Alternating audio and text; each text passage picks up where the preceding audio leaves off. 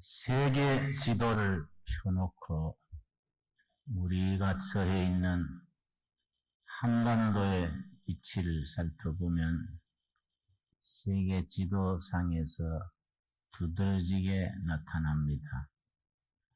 앞으로는 일본을 거쳐 태평양이 펼쳐져 있고 뒤로는 아시아 대륙, 유라시아 대륙이 펼쳐져 있습니다. 우리 한반도를 중심으로 네 세력이 포진해서 우리를 둘러싸고 있습니다. 서쪽으로 중국, 북쪽으로 러시아, 동쪽으로 일본, 태평양 저편에 미국이 위치해 있습니다. 이런 위치가 우리가 제대로 활용을 하고 민족의 역량을 쌓으면은 전 세계로 뻗을 수 있는 명당 중에 명당입니다. 우리가 다이너마이트와 같은 힘을 발휘할 수 있는 민족적인 힘을 쌓으면은 한반도의 위치는 최고의 위치고 세계를 호령할 수 있는 중심에 위치합니다. 그러나 우리가 약해지고 오그라들면은 핍박과 순환, 서름을 우리가 씹을 수밖에 없는 그런 위치가 됩니다. 지난 5,000년 역사에 우리는 어떤 위치에 있었습니까? 우리의 위치를 발판으로 세계로 뻗는 세계의 선두에 서는 민족과 국가를 이루었느냐? 주변 강대국에 짓눌려서 병들이에 밀려나서 서름을 당하는 신세가 되었느냐? 우리가 불행하게도 우리가 후자로서 지내왔습니다. 이제 이런 때에 우리가 되돌아볼 필요가 있습니다. 중국 옛날부터 내려오는 말에 한 사람의 지도자가 국가를 흥하게도 하고 한 사람의 지도자가 잘못 들었으면 국가를 망하게도 합니다. 그 한 사람의 지도자 참 중요합니다. 이제 12월 19일이 되면은 17대 대통령을 뽑게 됩니다. 그럼 이번 선거가 참 중요합니다. 이 나라가 단군 이래 5,000년의 한과 빈곤을 씻고 선진화, 선진국으로 가느냐, 아니면 중진국으로 머무르느냐, 그걸 결정하는 중요한 선거가 될 것입니다. 이러한 선거를 40여일 앞두고 우리 성도들이 어떤 마음을 가져야겠습니까? 우리들 신앙인들은 하나님이 역사를 주장하신다는 것을 신앙 고백으로 가진 사람들입니다. 하나님께서 이 역사, 이 백성들을 돌보시는 주권자시기 때문에 우리 신앙인이 이 중요한 선거를 앞두고 우리가 해야 될 마음가짐이 있습니다. 전능하신 하나님 앞에, 역사를 주장하시는 하나님 앞에 기도하는 일입니다. 우리가 먼저 해야 될 것이 하나님 앞에 기도해야 되는 일입니다. 우리 주님께서 이 땅에 계실 때에 좋은 일꾼 보내주시도록 기도하라고 했습니다. 하나님 아버지 앞에 좋은 일꾼, 좋은 지도자 보내주시도록 기도하라고 우리 주님이 친히 일렀었습니다. 오늘의 본문 말씀 마태복음 9장 35절 우리 찾아보겠습니다. 35절은 우리가 익히 아는 바대로 예수님의 3대 사역이 기록되어 있습니다. 예수께서 모든 성과 촌에 두루 다니사 저희 회당에서 가르치시며 예수님께서 마을과 마을, 도시와 도시를 다니시면서 백성들을 가르쳤습니다. 교육 목회입니다. 티칭 미니스트리, 교육입니다. 천국 복음을 전파하시며 방방곡곡에 다니시면서 하나님 나라의 복음을 전파하셨습니다. 모든 병과 모든 약한 것을 고치시니라. 병든 자, 약한 자들을 마치 부모가 자식 돌보는 심정으로 치유하셨습니다. 힐링 미니스트리 치유 목회입니다. 예수님의 3대 사역, 마을과 마을을 다니시면서 가르치신 교육 목회, 약한 사람, 병든 사람을 품에 품으시고 치유하신 치유 목회, 하늘나라 복음을 전파하신 복음전도, 이 3대 사역을 열심히 밤이야 낮이야 어떨 때는 식사할 겨를도 없을 만큼 열심히 다니시면서 36절입니다. 그 백성들을 안타까워하시는 예수님의 마음이 기록되어 있습니다. 무리를 보시고 민망히 여기시니, 이 민망히 여긴다는 말은 가슴 아파하셨다는 말입니다. 아주 가슴 아파하는 것도 그 내용이 아주 깊어서 창자를 에이는 아픔입니다. 창자를 에이는 듯한 그런 고통을 주님이 느끼시면서 이는 저희가 목자 없는 양과 같이 고생하며 유리함이라. 목자 없는 양, 다른 말로 표현하면 지도자를 만나지 못하는 백성들입니다. 바른 일꾼, 바른 지도자를 만나지 못해서 고생하며 떠도는 백성들을 얼마나 예수님이 마음 아파하셨는지, 창자를 에이는 것 같은, 우리말로 단장의 고통, 끈을 단, 창자, 장자, 창자가 끊어지는 것 같은 그 아픔을 예수님이 마음으로 느끼시면서 민망히 여기시면서 아파하시면서 하시는 말씀이 37절입니다. 이에 제자들에게 이르시되 추수할 것은 많되 일꾼은 적으니, 추수하는 주인, 역사의 주인 되신 하나님께서 땅 위에 이루셔야 할 일이 많은데 하나님의 일을 위임받아 일할 일꾼이 적다. 38절 말씀 우리 같이 읽겠습니다. 오늘 우리들에게 주시는 말씀으로 함께 받아야겠습니다. 그러므로 추수하는 주인에게 정하여 추수할 일꾼들을 보내어 주소서 하라. 일꾼 보내달라고, 지도자 보내달라고, 추수하는 주인 되신 하나님 앞에 일꾼 보내달라고 기도하라고 하셨습니다. 여러분, 하나님의 일은 예나 지금이나 기도하는 데서부터 이루어집니다. 우리가 간절히 기도드릴 때 그 기도에 대한 응답으로 하나님이 사람을 보내주십니다. 예나 지금이나 똑같은 현상이 있습니다.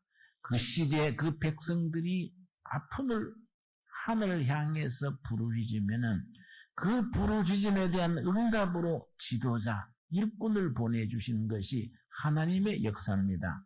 출애굽기 2장 23절 우리가 한번 찾아보겠습니다. 출애굽기 2장 23절에 보면은 이스라엘 백성들이 오랜 종살이에서 부르짖고 부르짖었습니다. 2장 23절 하늘을 향해서 부르짖는 간절한 부르짖음에 대해서 하나님께서 어떻게 응답하셨습니까? 2장 23절 말씀.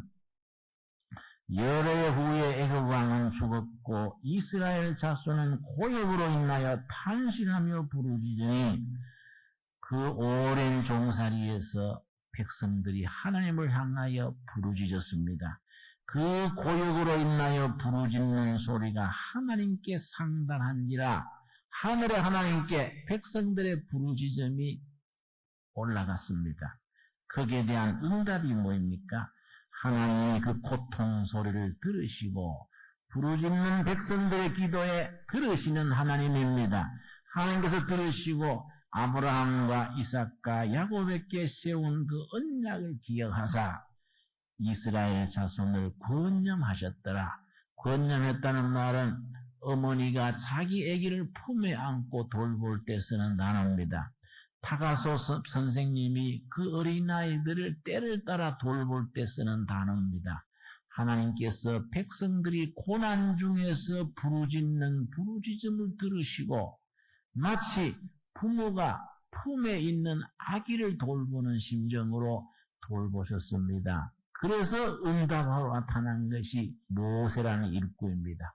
지금도 마찬가지입니다. 우리가 교회마다, 제단마다, 가정마다 하나님을 향해서 추수하는 주인 되신 여호와께 부르짖어야 할 게 있습니다. 우리 금년 12월 19일에 치러질 이 나라의 일꾼, 결의 일꾼, 나라의 지도자를 뽑는 일에 하나님께서 가장 합당한 사람을 하나님께서 뽑아 주시도록 우리가 기도할 겁니다. 우리가 기도하면은 하나님이 응답하신다는 그 약속을 믿고 우리가 기도할 겁니다. 우리가 하늘에다가 기도를 쌓는 것이 어떤 역사가 있습니까? 요한계시록 8장 우리 다 한번 찾아보겠습니다. 대단히 중요한 말씀입니다. 우리는 신문을 들고 뉴스를 듣고 이러쿵저러쿵 거품을 뿜고 이렇게 할 것이 아니라 먼저 우리가 해야 될 것입니다. 요한계시록 8장 3절 말씀, 계시록 8장 3절, 또 다른 천사가 와서 제단 곁에 서서 금향로를 가지고 하나님의 보좌 앞에 제단 곁에 금향로가 있습니다. 금향로를 가지고 많은 향을 받았으니 이는 모든 성도들의 기도들과 합하여 보좌 앞 금단에 드리고자 함이라.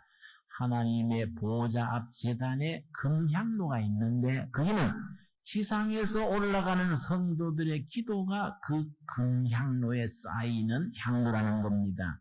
그래서 4절 말씀, 요한계시록 8장 4절 말씀, 향연이 기도, 성도의 기도와 함께 천사의 손으로부터 하나님 앞으로 올라가는지라. 여러분, 우리가 가정에서, 성전에서, 개인이 합심해서 열심히 바른 일꾼, 바른 지도자 보내주시도록 뽑힐 수 있도록 기도드리면은 그 기도가 하늘에 올라가서 향기로 올라가서 하나님의 보호자 앞에 있는 향로에 쌓입니다. 그 향로가 쌓이고 향로에 가득히 찼을 때에 어떤 역사가 일어납니까? 5절 말씀. 천사가 향로를 가지고 단 위에 불을 담아다가 땅에 쏟음에 내성과 음성과 번개와 지진이 나더라. 그 기도가 일정한 분량만큼 쌓이면은 이 땅에 번개와 지진의 역사가 일어납니다. 변화의 역사가 일어납니다. 우리 이 말씀을 오늘 우리에게 주시는 말씀으로 받아야 합니다. 이 말씀을 받고 우리는 기도하는 일에서부터 시작해야 됩니다. 우리 기도가 하늘에 올라가서 하나님의 향로를 채울 수 있도록 좋은 일꾼, 좋은 지도자 보내주시도록 여러분, 우리 성도님들은 12월 19일까지 매일 아침 저녁으로 하나님께서 좋은 일꾼 보내주시도록 기도할 수 있기를 바랍니다. 이 나라의 역사를 하나님이 기뻐하시는 역사로 5,000년 역사에 처음으로 세계 선진국으로 세계에 한번 어깨 펴고 뻗어나가서 통일한국의 꿈을 이루고 그 선진한국의 국력을 쌓아서 그 국력을 바탕으로 5대양 6대주의 복음을 전할 수 있는 선교한국의 그 비전을 이룰 수 있는 기틀을 닦는 그러한 중요한 선거, 파운딩 일렉션, 크리티컬 일렉션, 역사의 기초를 놓는 선거, 아주 결정적으로 중요한 선거가 될 수 있게 해달라고 우리가 기도할 것입니다. 여러분, 이스라엘 역사가 절망에 부딪혀 있던 암담한 시절에 다니엘이라는 하나님의 일꾼이 금식하며 울며 기도했습니다. 다니엘서 9장 우리 한번 찾아보겠습니다. 다니엘서 9장에 보면은 하나님의 사람 다니엘이 목숨을 건 기도가 어떤 역사를 일으켰느냐? 다니엘서 9장입니다. 다니엘서 9장. 자, 다니엘서 9장에 그 유명한 다니엘의 기도가 있습니다. 정말 이스라엘 백성들이 결혼은 망하고 예루살렘 성은 완전히 쑥대밭이 된 때에 바빌론 왕궁에서 다니엘이 간절히 기도할 때에 그 기도가 어떻게 응답이 되었습니까? 다니엘서 9장 2절입니다. 2절 말씀. 곧 그 통치 원년에 나 다니엘이 서책으로 말미암아 여호와의 말씀이 선지자 예레미야에게 임하여 고하신 그 연수를 깨달았나니 곧 예루살렘의 황궁함이 70년 만에 마치리라 하신 것이니라. 옛날 이스라엘 나라가 바벨론에 짓밟혀 허물어질 때에 바벨론 군인들의 포로가 되어서 굴비처럼 엮여서 끌려갈 때에 하나님의 사람 엘리야가 피눈물을 삼키며 말했습니다. 너희가 지금 하나님의 채찍을 받아서 바벨론 채찍으로 그렇게 굴비처럼 엮여서 끌려가지만은 70년 만에 고국으로 되돌아오는 회복의 역사, 용서의 역사가 베풀어질 것이다. 70년 뒤에 돌아올 것을 예레미야 선지가 눈물로 그렇게 고했습니다. 그 성경 말씀을 놓고 지금 다니엘이 읽으면서 다니엘이 뭘 했습니까? 3절입니다. 우리 시대 교회와 백성을 위해서 우리가 해야 될 행동입니다. 9장 3절 한번 같이 읽겠습니다. 내가 금식하며 벼옷을 입고 죄를 무릅쓰고 주 하나님께 기도하며 간구하기를 결심하고 금식하면서 옷을 갈아입고 죄를 뒤집어 쓰고 간구했습니다. 잿더미에 앉아서 죄를 뒤집어 쓰는 기도는 목숨을 거는 기도를 뜻합니다. 하나님, 이 기도 응답하지 아니하시면 나 여기서 죽을랍니다. 죽음을 각오하고 드리는 기도가 잿더미에 앉아서 제 티끌을 날리면서 주님 앞에 기도하는 것이 이런 기도입니다. 다니엘이 조국의 현실을 앞에 두고 목숨 걸고 결사적으로 기도하는 겁니다. 그렇게 기도하면서 다니엘이 먼저 자기 죄와 결의 죄를 회개했습니다. 우리 성경에 원칙이 있습니다. 모든 역사적인 기도의 응답은 회개에서부터 시작됩니다. 4절입니다. 내 하나님 여호와께 기도하며 그 다음 뭡니까? 자복하여 이르기를 자기의 허물과 죄, 시대의 재물과 허물과 죄, 하나님 앞에서 벗어났던 모든 국가적인 개인적인 허물을 회개하는 데서부터 시작됩니다. 19절 말씀 보겠습니다. 19절 말씀. 주여 들으소서, 주여 용서하소서. 잘못 살았던 거, 잘못 생각했던 거 다 회개하며 용서를 구하는 데서부터 시작됩니다. 주여 들으시고 행하소서, 지체치 마옵소서. 나의 하나님이여 주 자신을 위하여 하시옵소서. 이렇게 간절히 기도할 때에 그때 하나님께서 역사하셨습니다. 21절입니다. 그 다니엘의 목숨을 거는 기도에 하나님이 어떻게 응답하십니까? 21절 말씀. 곧 내가 말하여 기도할 때에 이전 이상 중에 본 그 사람 누굽니까? 가브리엘 천사를 하나님이 보냈습니다. 천사들이 역할이 있습니다. 성경상으로는 천사들의 역할이 있습니다. 전쟁할 때에 역사하는 천사를 가마리엘. 여기는 좋은 소식을 전하는 우편 배달부와 같은 천사 가브리엘입니다. 치료하는 천사 라파엘입니다. 다니엘의 기도를 들으시고 하나님이 가브리엘 천사를 보내셔서 좋은 소식을 전하는 겁니다. 22절 말씀. 내게 가르치며 내게 말하여 가로되 다니엘아, 내가 이제 너게 지혜와 총명을 주려고 나왔나니. 23절 말씀. 곧 너가 기도를 시작할 지금에 명령이 내렸으므로 이제 너게 고하려 왔느니라. 그 다니엘의 목숨을 건 기도를 하나님께서 기뻐 받으시고 자기의 회개하는 기도를 받으시고 가브리엘 천사를 보내서 좋은 소식을 전하러 왔다. 24절입니다. 너 백성과 너 거룩한 성을 위하여 70일에로 기한을 정하였나니. 하나님께서 응답하시는 기한입니다. 예나 지금이나 하나님이 응답하시는 그 기한을 말씀하시면서 25절 우리 한번 같이 읽겠습니다. 그러므로 너는 깨달아 알지니라. 예루살렘을 중건하라는 양령이 날 때부터 기름 부음을 받은 자 곧 왕이 일어나기까지 7일에와 62일에가 지날 것이요.